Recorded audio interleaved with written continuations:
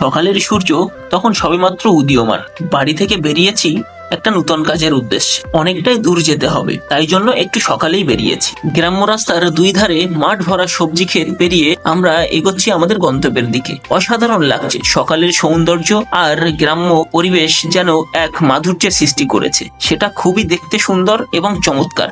দক্ষিণ Bangla high school মাঠে যখন এসেছি, দেখি তখনও যারা প্র্যাকটিস করে তাদের প্র্যাকটিস সেশন শেষ হয়নি। বাণীপুর পেরিয়ে আমরা মানিকতলা দিয়ে উঠলাম যশোহর রোডে। এই প্রকৃতির সৌন্দর্য পেরিয়ে কথা বলতে বলতে চলে এসেছি দত্তপুকুর। দত্তপুকুর থেকে আমি টার্ন নিলাম ডান দিকে। সন্তোষপুর থেকে 34 নম্বর জাতীয় সড়ক পেরিয়ে আমরা নীলগঞ্জের দিকে যাচ্ছি। দেখি কার একটা বিয়ে হয়েছে এবং প্যান্ডেল ভাঙাভাঙির কাজ চলছে। কথা বলতে বলতে চলে এসেছি মাধবপুর বাজারে। এখান থেকে নীলগঞ্জ আর বেশ কিছুটা দূর। সর্পডিহি পেরিয়ে নীলগঞ্জের দিকে চলে এসেছি এবং আমাকে যেতে হবে ডান দিকে। আমি নীলগঞ্জ ব্রিজটা পেরিয়ে সোজা ব্যারাকপুরের দিকে চলেছি। 81 নম্বর বাসটা আমার পাশ দিয়ে হুশ করে বেরিয়ে গেল। এদিকে কৃষ্ণচূড়া গাছে দেখি লাল লাল কৃষ্ণচূড়া ফুল হয়ে আছে। আরো কিছুটা যেতে হবে, তারপর আসবে আমার ওয়ারলেস গেট। প্রকৃতি তার আপন ছন্দে সর্বদা বাহমান, শুধু চলতে পারি না আমরা। কোথাও সবুজ, কোথাও লাল, এইভাবে প্রকৃতি তার সৌন্দর্যকে ফুটিয়ে তোলে। ওয়ারলেস গেট পেরিয়ে সামনে এসেই আমি ফোন করছিলাম কন্ট্রাক্টর।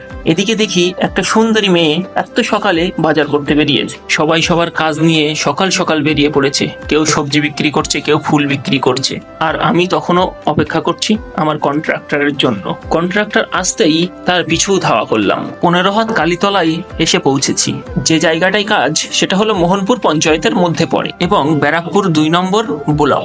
এসে মাত্রই একটু পরিদর্শন করে নিলাম। শুরু করে দিলাম সকালের টিফিন।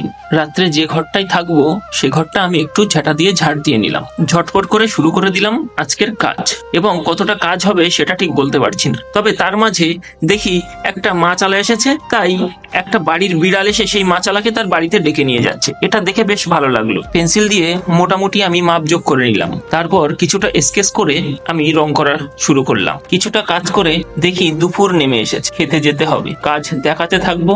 দেখা হচ্ছে পরের ভিডিওতে। আজকের মতো টাটা।